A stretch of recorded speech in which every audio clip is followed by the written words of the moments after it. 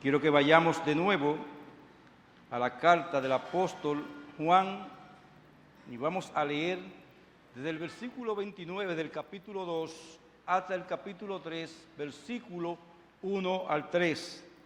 Dice allí la palabra santa de Dios. Si sabéis que Él es justo, sabed también que todo lo que hace justicia es nacido de Él. Mirad cuál amor nos ha dado el Padre para que seamos llamados hijos de Dios. Por esto el mundo no nos conoce porque no lo conoció a Él. Amados, ahora somos hijos de Dios y aún no se ha manifestado lo que hemos de ser. Pero sabemos que cuando Él se manifieste, seremos semejantes a Él, porque le veremos tal como Él es. Y todo aquel que tiene esta esperanza en Él, se purifica a sí mismo, así como Él es puro. Oremos. Te damos gracias, Señor, por tu palabra. Y nos alegramos recordar que pertenecemos a ti. Tú nos has dado una salvación tan grande a través de Jesucristo.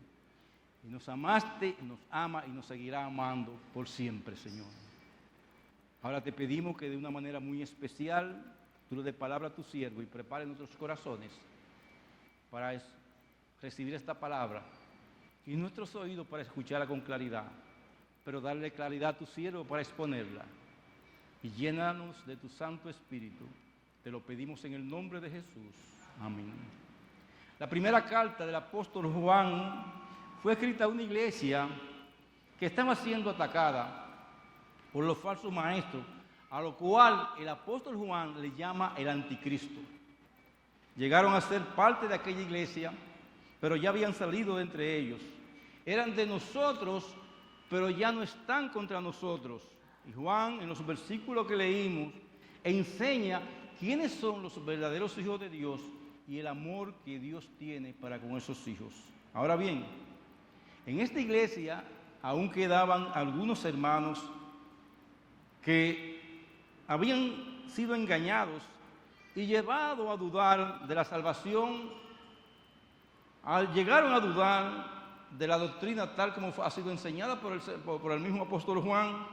Negaron el nacimiento virginal de Cristo, negaron que Cristo era Dios, y había que enseñarle a esta iglesia quiénes eran los verdaderos hijos de Dios, porque ellos se hacían pasar también por hijos de Dios. En este grupo estaban los gnósticos que estaban en este lugar ya enseñando que Cristo era un demiurgo, algo que había salido así, pero que no era como se decía, que era un espíritu estéril. Y vinieron todas esas enseñanzas queriendo desvirtuar la obra del Señor Jesucristo en la cruz del Calvario y la obra que estaba haciendo en el pueblo y que sigue haciendo en el día de hoy por sus hijos. Pero yo quiero traer una aclaración antes de continuar con el mensaje. Amados hermanos, los capítulos y versículos, como lo hemos dicho en otras ocasiones, en nuestras Biblias, fueron puestos ahí por los traductores y por lo tanto, los capítulos y los versículos de la Biblia no son inspirados. El que escribió, el que los dividió, tomó lo que él creía que estaba dividido cada carta y se puso primero en capítulo por Rodrigo de Santa Cruz, me parece, y luego por un grupo de monjes y Roberto Esteban pusieron los versículos. Y debemos decir que a veces las traducciones y divisiones por algunos traductores parecen bien, pero otras veces lo hicieron mal. No permitamos que las divisiones de los capítulos y versículos sean nuestra autoridad para ver los mensajes en la palabra de Dios. Esto que Juan escribió una carta cualquiera. Como usted escribe una carta, mira mi amado, mi amada, esto es así, así, así. Entonces, para hacerla más comprensible, primero se dividió en capítulos y luego en versículos. Pero eso, hermano, no quiere decir que lleva el orden establecido para uno ver un tema en ello.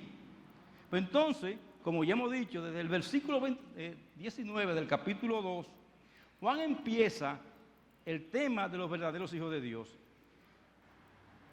Perdón. Y este tema lo veremos bajo dos encabezados. En primer lugar, el origen divino de los hijos de Dios. Y luego veremos los privilegios exclusivos de los hijos de Dios. Los privilegios exclusivos que le pertenecen a los hijos de Dios. Veamos primero el origen divino de los hijos de Dios. Versículo 29 del capítulo 2 Dice allí, si sabéis que Él es justo, sabed también que todo el que hace justicia es nacido de Él. Y lo primero que tenemos que ver, antes que nada, es el significado de la palabra justicia usada en el versículo. ¿A quién o quién se le aplica esa palabra? Juan dice, si sabéis que Él es justo. La palabra griega aquí es dikaios. Y de acuerdo a su traducción literal, esa palabra quiere decir conforme a una norma, conforme a la ley. Significa más bien que aquel que es justo andará conforme a la ley.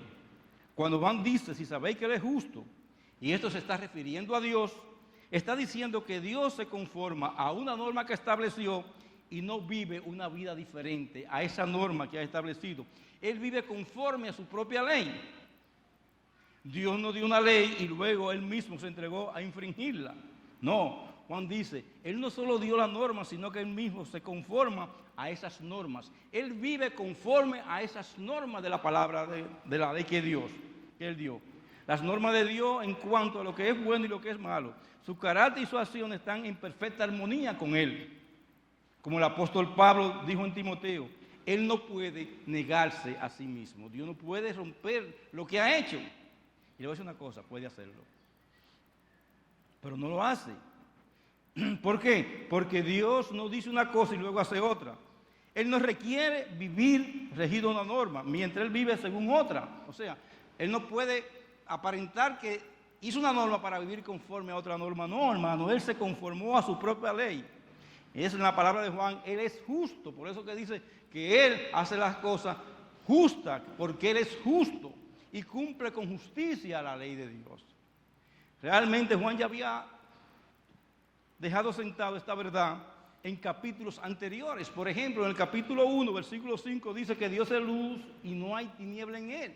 No hay otra cosa en su vida, solamente Él es luz y Él no cambia.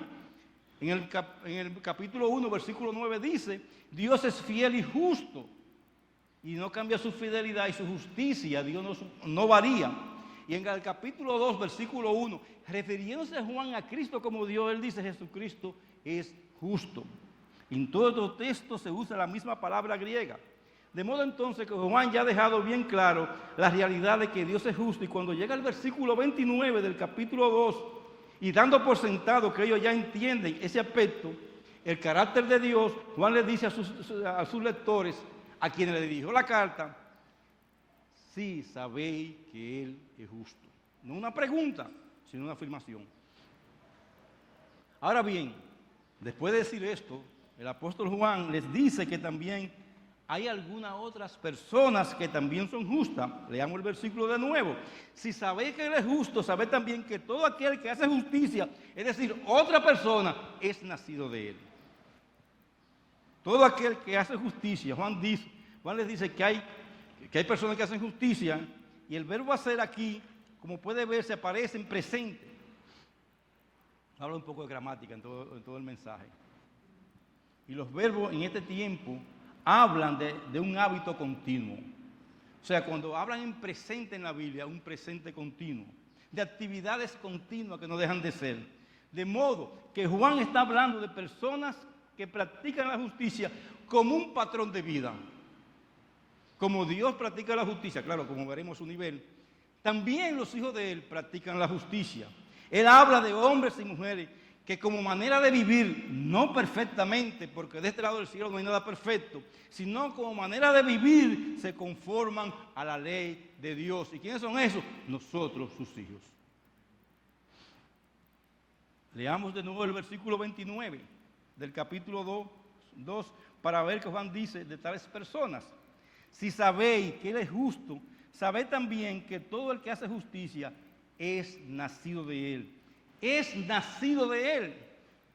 Con esto Juan nos dice que las personas que practican la justicia, es decir, que como patrón de vida se someten a la ley de Dios, demuestran que han nacido de Dios, o lo que es lo mismo, han sido engendrados por Dios. Es decir, que todo aquel que obedece a la ley de Dios y anda en justicia es una manifestación de que es un hijo de Dios o ha sido engendrado por Dios. Esto dice Juan de aquel que se conforma a la ley de Dios como patrón de su vida. No lo obedece perfectamente, pero el patrón de la vida de esa persona. Juan nos dice, esto es, al decirnos que estos versículos, que nosotros nos parecemos al Padre como patrón de vida y nos sometemos a esa ley del Padre, que es Dios. Claro, no es el mismo grado de perfección entre nosotros y Dios, hermano. Dios es completamente luz, Dios es completamente justo, y nosotros, mientras estemos de este lado del cielo, no vamos a ser así. Pero veremos que después sí seremos así. Juan nos dice en este versículo que nosotros nos parecemos a Dios en su justicia. Y de una manera figurativa, Juan nos está diciendo, un padre justo engendra hijos justos. Claro, de modo pues que el origen de la verdadera justicia de Dios se manifiesta en todo aquel que hace justicia. Entonces, podemos decir que todo aquel que vive conformándose a la ley de Dios manifiesta que son hijos de Dios. Ha nacido, dice el texto. Es un proceso en el que el ser humano está pasivo. Dios nos ha hecho nacer de nuevo. Nosotros no podemos hacernos nacer de nuevo. Dios nos hace nacer, nosotros no podemos hacernos nacer. Es Dios que hace esa obra. Esa actividad completa es una actividad completa de Dios. Es una obra efectuada en el pasado, pero cuyos resultados continúan por siempre. Y Juan lo que nos quiere transmitir es que el origen de tales personas es Dios mismo. Por eso dice, si sabéis que Él es justo, sabéis también que lo que hace en justicia es nacido de Él. O sea, es decir, nosotros lo que vivimos o debemos vivir conforme a la justicia de Dios, manifestamos, hermano, en este mundo que somos hijos de Dios. Y es un privilegio tan grande, como veremos. Por eso Juan nos dice cuál es el origen de los verdaderos hijos de Dios. Y después de decirnos esto, hermano, nosotros venimos de Dios como hijos de Dios. Y después de decirnos esto, nos dice los privilegios exclusivos de los hijos de Dios. Vayamos de nuevo a los versículos 1 al 3 de 1 de Juan, capítulo 3. Dice allí la palabra de Dios. Mirad cuál amor nos ha dado el Padre para que seamos llamados hijos de Dios. Por eso el mundo no nos conoce, porque no le conoció a Él. Amados, ahora somos hijos de Dios y aún no se ha manifestado lo que hemos de ser. Pero sabemos que cuando Él se manifieste, mire esto, hermano, seremos semejantes a Él, porque lo veremos tal como Él es. Y todo aquel que tiene esa esperanza en Él se purifica a sí mismo, así como Él es puro. Primer privilegio exclusivo que Juan menciona aquí para los hijos de Dios, que somos el objeto especial del amor de Dios. Dios no ama a más nadie más que a nosotros.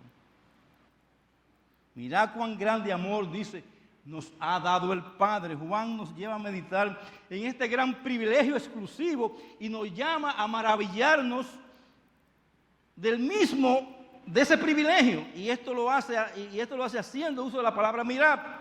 Juan quiere captar nuestra atención. Y ese mirar es, ponga mucha atención, miren bien. Y Juan parece que está diciendo esta palabra lleno de gozo porque él se consideraba un hijo de Dios. Miren bien, admírense de esto, de que somos hijos de Dios. Juan está maravillado de que Dios ha llamado a pecadores como nosotros. Y dice, miren qué gran cosa, miren qué grande amor ha sido el que el Padre ha derramado sobre nosotros. Por eso dice Romanos capítulo 5, versículo 8. Mas Dios muestra su amor para con nosotros, que siendo pecadores, Cristo murió por nosotros. Y luego, para dar un mayor sentido de asombro que esto causa en él y que debe causar en nosotros, Juan usa otra palabra que en nuestra Biblia se traduce, cuán gran o qué clase de amor Dios nos ha dado. En el original es una sola palabra, lo cual comúnmente se usaba para expresar asombro ante lo que estaba siendo descrito. Por ejemplo, la expresión la encontramos con María, la madre de Jesús, cuando se le apareció el ángel Gabriel. Vayamos a Lucas capítulo 1, versículo 28 al 29, para ver esa misma expresión. Y entrando el ángel en donde ella estaba, dijo: salve muy favorecida, el Señor es contigo, bendita entre las mujeres. Mas ella, cuando lo vio, se turbió por sus palabras y pensaba, y lo hace, hermano, diciendo como da una expresión de grandeza, de qué clase de amor. Pensaba, ¿qué salutación es esta? Ella estaba admirada, ella estaba regocijada, se regocijó su corazón por esa visitación del ángel, y se expresa de esa manera: cuán gran, Señor. Y pensaba, oh Dios, qué salutación es esta. Esa misma expresión la encontramos en Mateo capítulo 8, versículo 23 al 27, cuando el Señor calma la tempestad. ¿Recuerdan esa parte? Dice allí: y entrando en la barca, sus discípulos le siguieron, y he aquí que se levantó en el mar una tempestad tan grande que las olas cubrían la barca, pero él dormía.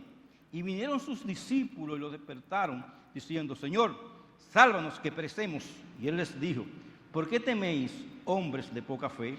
Entonces, levantándose, reprendió a los vientos y al mar, y se hizo una gran bonanza. Y los hombres se maravillaron, diciendo: ¿quién es este hombre? Y ahí está la expresión también de admiración, que aún a los vientos y el mar le obedecen. Así como el saludo de Gabriel a María no fue cualquier saludo y trajo admiración en ella. Y así como Cristo no era una persona cualquiera, Juan nos dice también que el amor que Dios nos ha tenido y nos tiene a nosotros no es cualquier clase de amor, es un gran amor. Y eso debe, hermano, por eso dice: mirad, admírense de eso, del amor que Dios tiene para con nosotros. Hermano, ni mi hijo, ni mi esposa, ni mi hermano me van a amar como Dios me ama a mí. Hermano, ¿usted no se da cuenta que para nosotros es difícil perdonar a los demás? Que para nosotros, hermano, por cualquier cosa hacemos una guerra. Pero para Dios, aunque nosotros muchas veces nos rebelamos, Dios nos sigue amando con ese intenso amor. Por eso nos perdona. Pero luego, para añadir aún más asombro que debe causar en nosotros, la contemplación del gran amor de Dios por cada uno de nosotros, Juan nos dice algo que en el original da a entender que es una acción pasada, cuyos resultados continúan. Dice: nos ha otorgado. Esta frase para nosotros suena simplemente como algo pasado, pero en el original, hermano, da a entender que el amor del cual se nos habla aquí aún está sobre nosotros, ¿no? Nos fue otorgado, está sobre nosotros y seguirá por nosotros en toda la eternidad. Miren eso. Es como si Juan dijera: mirad, fíjense en cuán gran amor el Padre nos ha otorgado, que en el pasado, un amor que aún está sobre nosotros en el día de hoy y continuará por toda la eternidad. Por esto hemos dicho que la primera bendición de los hijos de Dios que se menciona aquí es que somos objeto de un amor especial de Dios. Pastor, ¿y Dios me ama como yo soy? Sí, hermano. Y aún con mi cuerpo como estoy, sí. Pero no un amor cualquiera, no un amor que nos va al hospital, no, es un amor que sobrepasa todo entendimiento, hermano. La segunda bendición es que somos miembros de la familia de Dios. Versículo 1, de nuevo dice: mirad cuál amor nos ha dado el Padre para que seamos llamados hijos de Dios. En muchas traducciones hay una frase que no aparece en nuestra Reina Valera, y esa frase: y eso somos. O sea, hay una parte del texto que no aparece en la Reina Valera y dice: mirad cuán amor nos ha dado el Padre para que seamos llamados hijos de Dios. Y dice: y eso somos, enfatizando. Y esta frase es la que da la idea correcta al texto de que el Padre, no solo nos ha amado en el pasado, sino que continúa amándonos. Lo cual es asombroso, hermano, pese a lo que yo soy. Usted sabe una cosa, hermano, me permiten tomar agua porque parece que Esperamos que no sea el coronavirus. Hermano, es asombroso. Yo sé cómo me ama mi esposa. Yo sé cómo me aman mis nietos y mis hijos. Pero ellos ven dificultad en mí. Dios no ve esas dificultades porque ellas fueron lavadas para la sangre de Cristo. Hermano, si ya de por sí es asombroso que el Dios santo e incomparable ame a una criatura pecadora como nosotros, más asombroso debe ser para nosotros que nos haya hecho hijos suyos.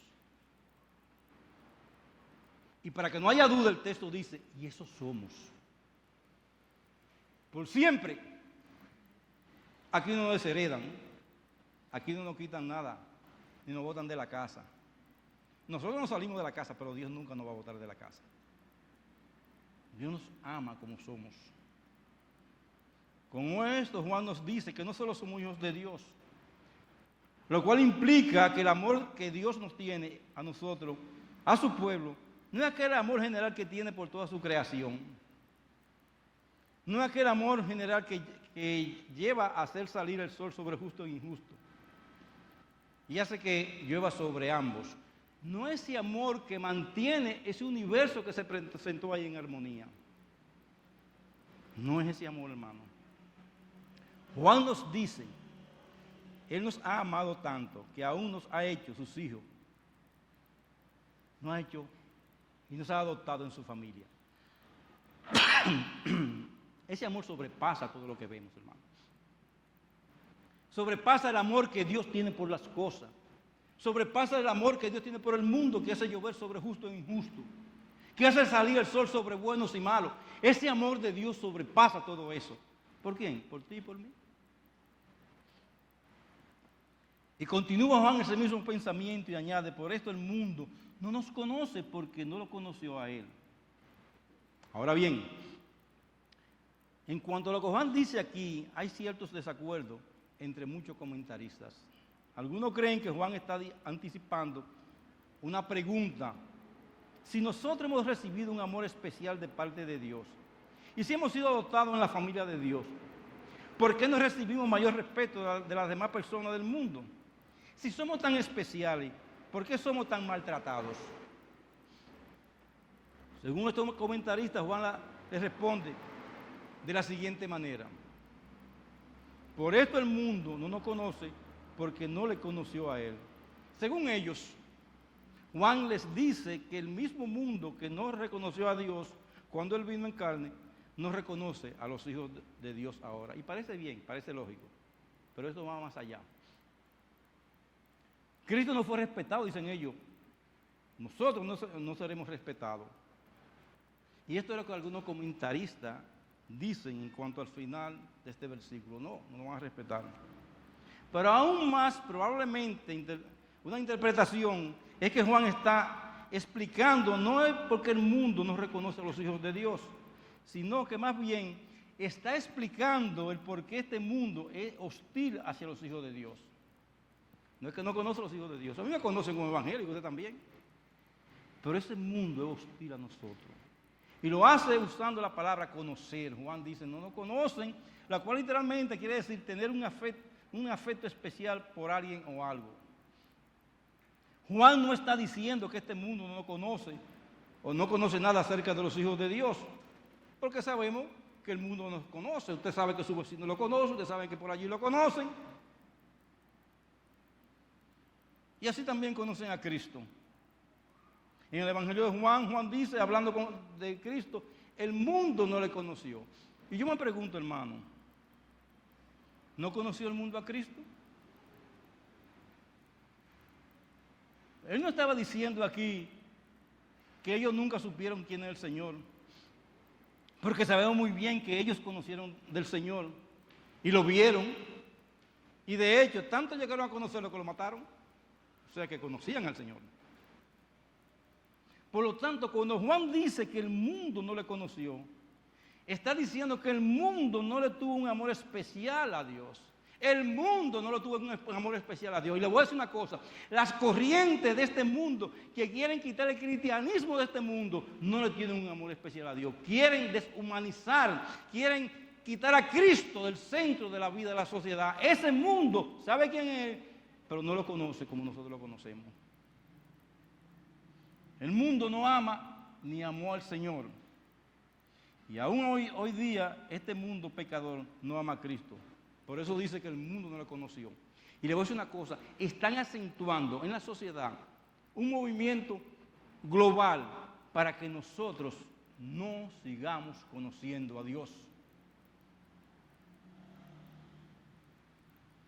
Él es su creador, vino a manifestar su amor, pero ellos no lo amaron a Él. El mundo no ama a Dios.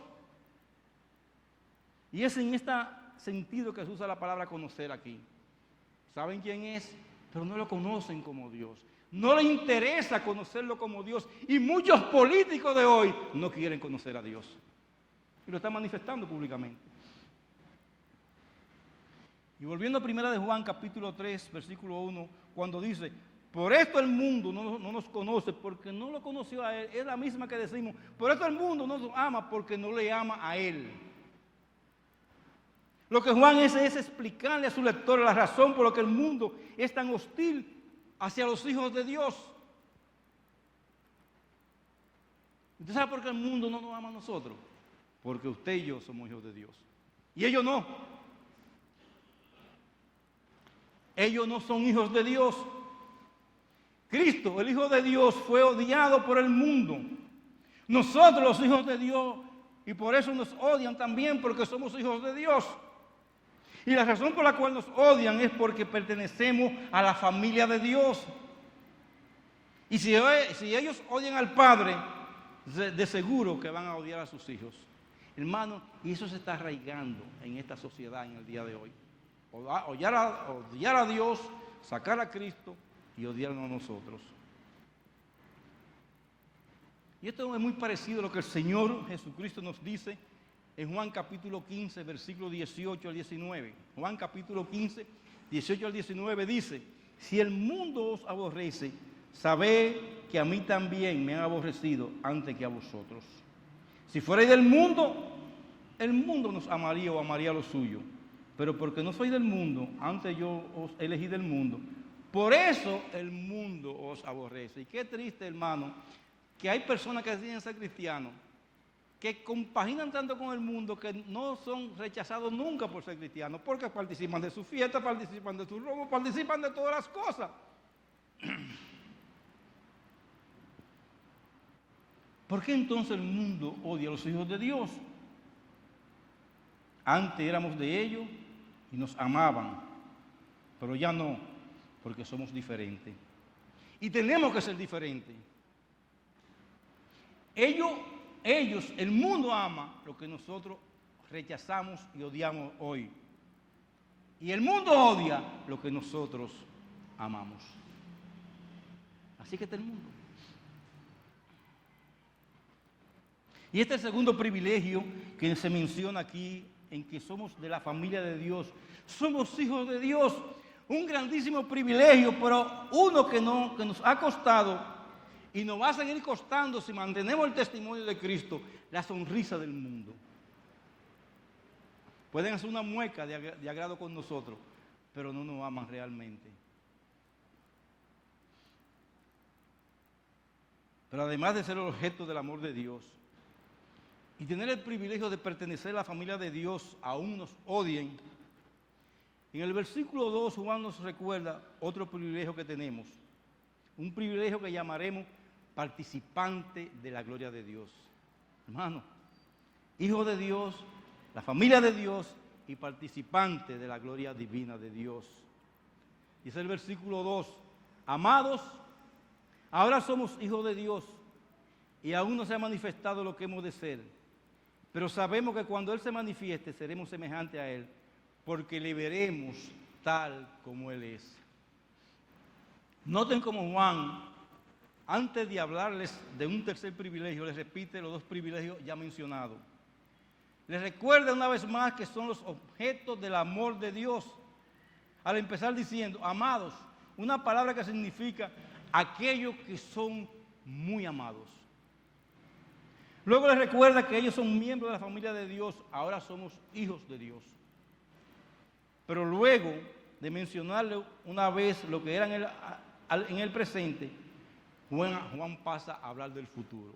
Y les dice, amados, ahora somos hijos de Dios y aún no se ha manifestado lo que habremos de ser. Es como si Juan le dijera, a pesar de que tenemos esos privilegios y bendiciones hoy, aún así no sabemos lo que habremos de ser mañana. No es que estamos esperando ser amados por Dios en el futuro. No es que estamos esperando ser incluidos en la familia de Dios en el futuro. No, eso ya somos ahora. Pero lo que seremos en el futuro no sabemos exactamente. Dios no nos ha revelado todos los detalles específicos en cuanto a la gloria futura de sus hijos. Hay cierto velo con eso. Pero luego de decirle lo que sí sabemos, Juan les dice que cuando Él se manifieste, y ahí nos comienza a descubrir, seremos como Él es. Todo lo que sea que seremos en el cielo, por lo menos puede ser descrito en una manera general diciendo que seremos como Cristo. Hermano, no seremos como Cristo en la cruz, seremos como Cristo glorificado. Como Cristo glorificado. Camarena y yo podremos subir más rápido por ahí, con un cuerpo nuevo.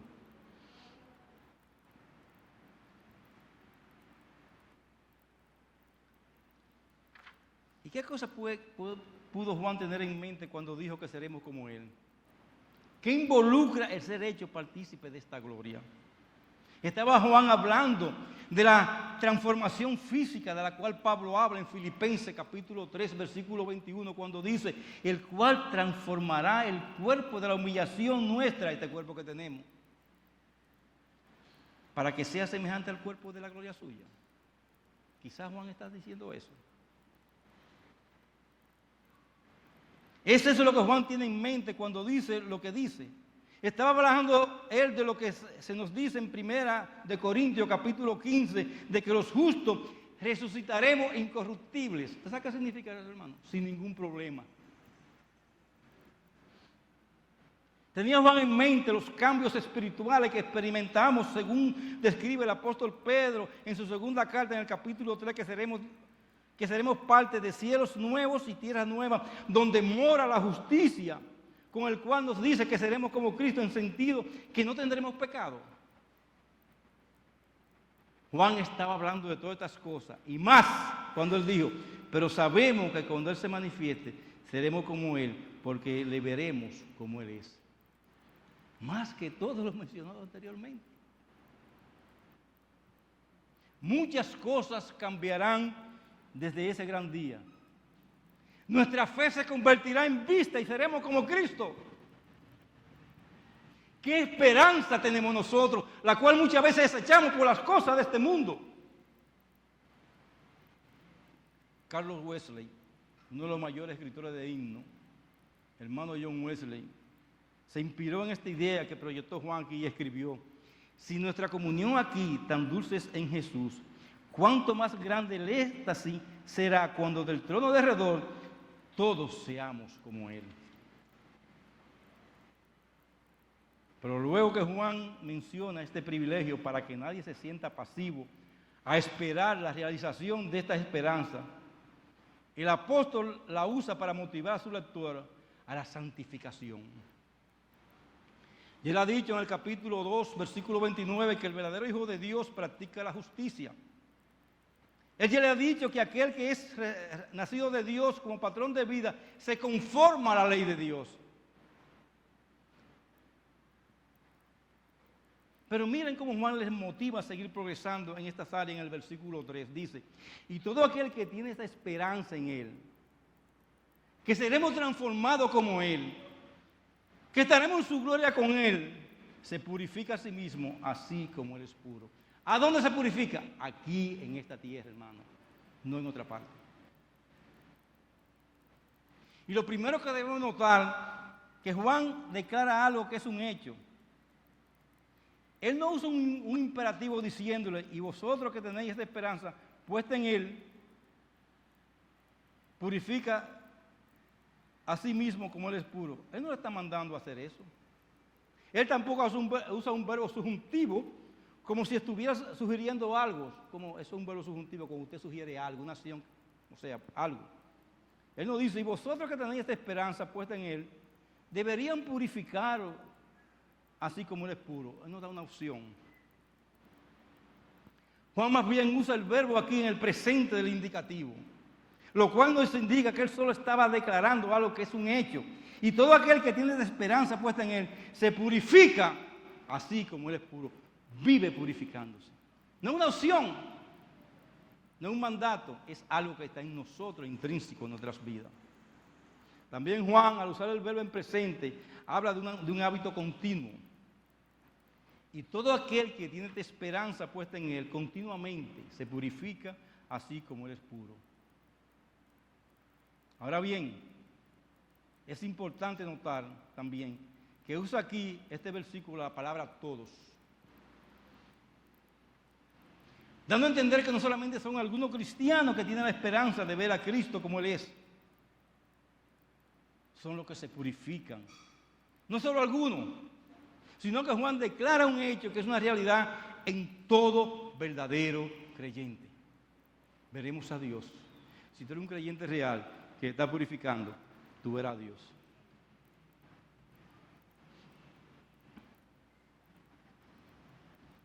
Y todo aquel que tiene esta esperanza puesta en Cristo, sin duda alguna, se encuentra con un patrón de vida purificándose, santificándose, teniendo a Cristo como su ejemplo. Así como Él es puro y es santo, así debemos ser nosotros mientras esperamos la venida de Cristo o Él venga por nosotros. Cristo es el ejemplo de perfecta obediencia a la palabra de Dios. Él es el ejemplo supremo de perfecta pureza, y el creyente que vive en la esperanza de verse transformado a semejanza de Él, y cuando más contempla a Jesucristo, su ejemplo de pureza y santidad, más debe purificarse del pecado. Se esfuerza constantemente por parecerse más al Señor Jesucristo y reverenciar a Dios. Nuestro testimonio, hermano, de purificación, reverencia a Dios en este mundo. Y eso es lo que Juan quiere, hermanos, motivar a sus lectores a continuar el proceso de santificación progresiva, mencionándole el hecho de que todo verdadero hijo de Dios se encuentra siguiendo la santidad, sin la cual nadie verá al Señor, dice Hebreo. Fíjese usted, hermano, que Juan no le manda a hacer esto, sino que él lo declara como algo que es una realidad natural en nosotros, algo que es un hecho. Y recuerden, hermano, que fue el Espíritu Santo que inspiró a Juan y lo llevó a escoger este verbo específico que indica que Juan estaba hablando de algo que es una realidad en nosotros. Y esta realidad es que todo aquel que tiene esta esperanza de que verá a Cristo como Él es y de que será como Él, actualmente y activamente se encuentra cada vez más conformándose a la imagen de Cristo. Sé imitadores de mí, decía el apóstol Pablo, como yo lo soy de Cristo.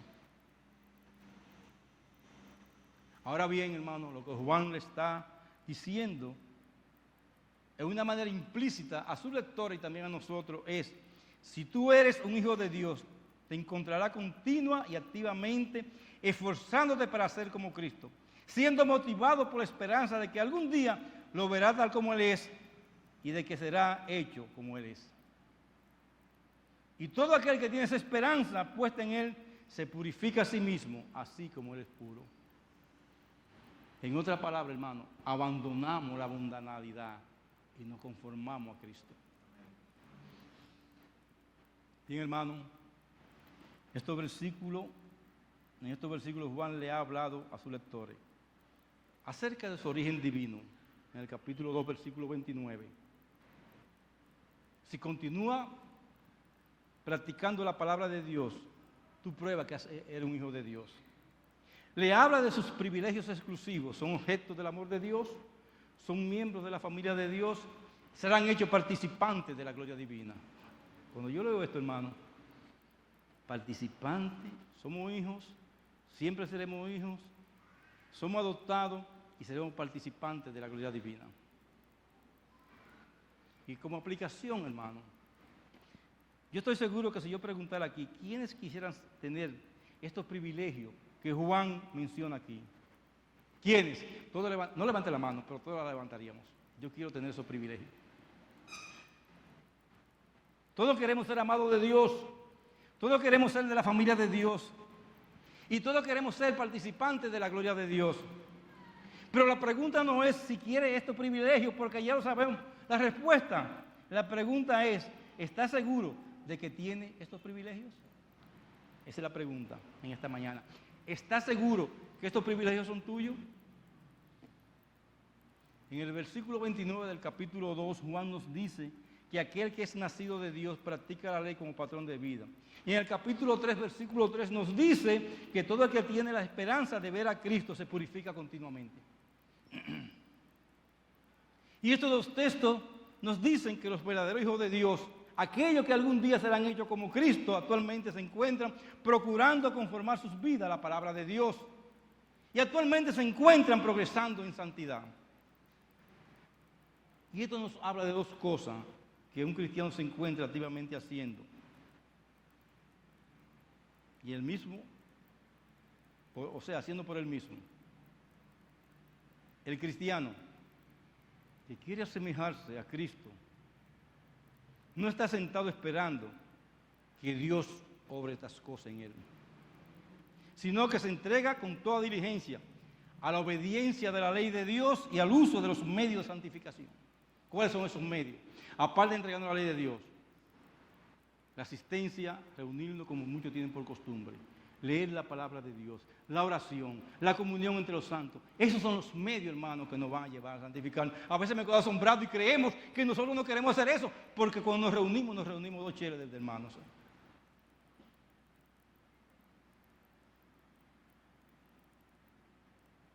En lo único que nosotros no estamos en nuestro nuevo nacimiento, porque es una obra de Dios.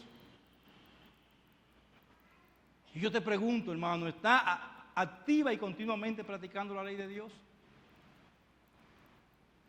¿Procura tú obtener cada vez más un mejor entendimiento de la voluntad de Dios en su palabra?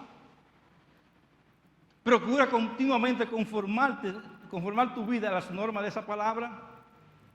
¿Lee la palabra de Dios continuamente? Sí.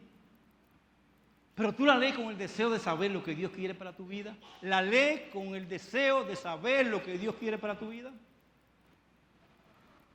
Y en cuanto a la santidad, ¿se puede decir de ti que está procurando ser santo y ser santa? ¿Te estás tú esforzando por guardar tu alma pura para cuando venga Cristo por nosotros? No, que estoy envuelto en este negocio. Te está preparando para ver a Cristo tal como Él es. No pregunto si estamos haciendo estas cosas perfectamente, sino si lo estamos haciendo como un patrón de vida continuamente. Si lo está haciendo, Dios nos dice que hemos nacido de Dios, que somos amados de Dios, que somos hijos de Dios y que algún día seremos como el Señor, porque le veremos tal como Él es. Pero tiene que hacer estas cosas.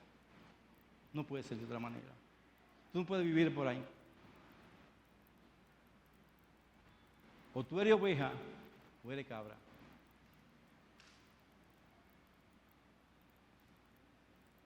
Está haciendo estas cosas. Y es una pregunta que se la hago a ustedes porque me la hizo yo mismo, trabajando en este mensaje. ¿Estoy haciendo estas cosas? Y a veces uno quiere reprender a un hermano por alguna cosa y se le va la mano porque quiere uno que se enfilen en estas cosas. ¿Por qué? Porque Cristo está a la puerta y nosotros estamos pensando que no es así. Hermanos, revisen el mundo y revisen con la palabra de Dios. Revisen el mundo, hermano. Y le voy a decir una cosa, con el último terremoto en Jamaica, en ese epicentro que está ahí, Dios fue misericordioso con nosotros. Aquí se ocultó por 3 horas un posible tsunami que iba a arrasar la parte oriental completa de la isla. Con ese terremoto. Se ocultó por 2 horas. Y eso es parte de lo que va a venir a este mundo. Estas guerras, todas estas cosas, hermano. Y eso nos lleva a nosotros a saber que Cristo está a la puerta. y debe llevarnos a purificarnos más, a ser como Él. Esa es la intención de Juan al escribir esto. Que estamos jugando a la escondida con Dios. Nada me puede sacar de este tiempo con Dios. Esto es muy especial para que Dios vea que hay un pueblo unido adorándole y esperando por Él.